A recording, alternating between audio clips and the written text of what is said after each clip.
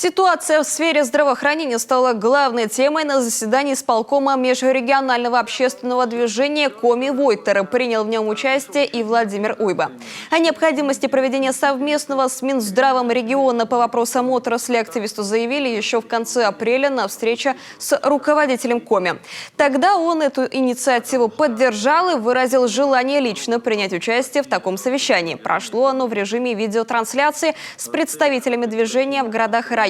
Так, в Усть-Коломском районе обратили внимание на изношенность автопарка скорой медицинской помощи.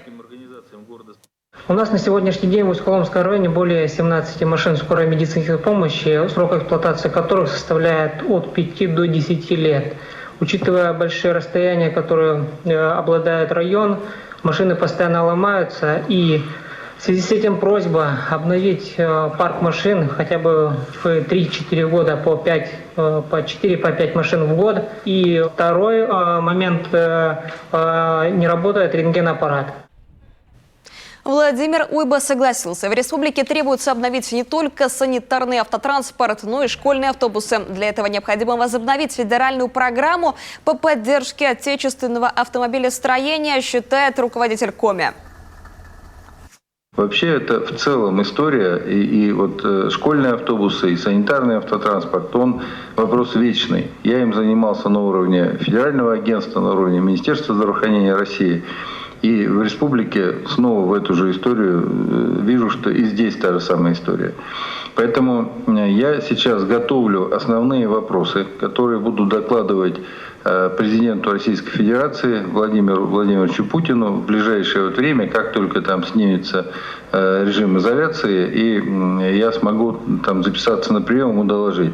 Тем более, что когда он благословлял меня на Врио главы, значит, понятно, что я попросил через какое-то время, там, как только он сказал, ну, понятно, наберешься там ума, значит, поймешь, в чем там вопросы основные, так приезжай, докладывай. Поэтому я сейчас собираю основные такие горящие моменты, кричащие.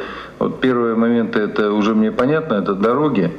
Вот. И вторая и третья тема – это вот как раз здравоохранение и образование.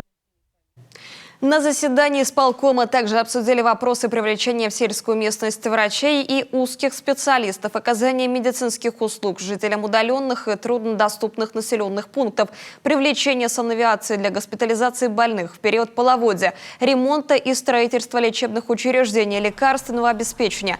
А из Печоры поступил вопрос о замене неработающего компьютерного томографа в районной больнице. Правда, начал свой вопрос представитель Коми Войтер с другого. Я бы хотел начать сегодня не с основной темы, а по большому счету действительно поблагодарить искренне Владимира Викторовича за его отношение к работе, за его ежедневное общение с людьми.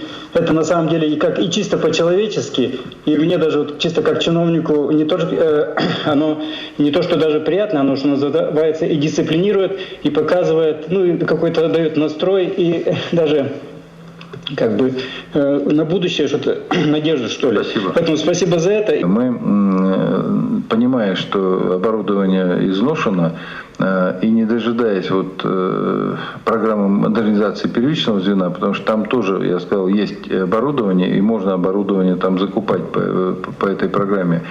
Мы заказали 4 КТ модульных. Модульное КТ, это его даже не надо ставить в помещение, оно идет уже в кабинет.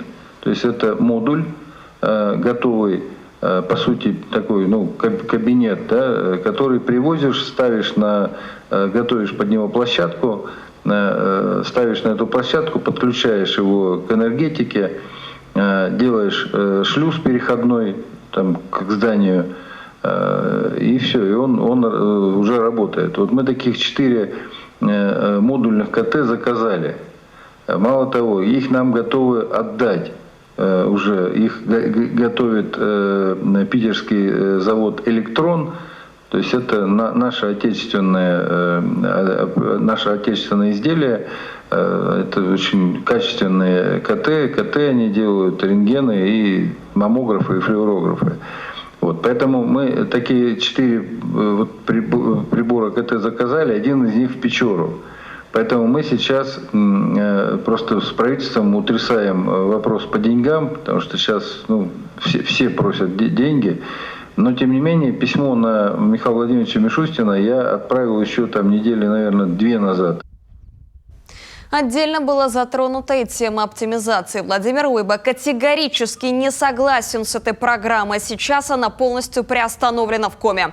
В качестве примера руководитель региона привел ситуацию в Усть-Усе. По его словам, необходимо начать воссоздавать систему здравоохранения там, где сегодня нет ни фельдшера, ни врача. С учетом таких расстояний, как в республике Коми, подход 1 фельдшер на 100 дворов не работает. Этот подход надо менять, и мы будем это делать, подчеркнул Владимир Уйба.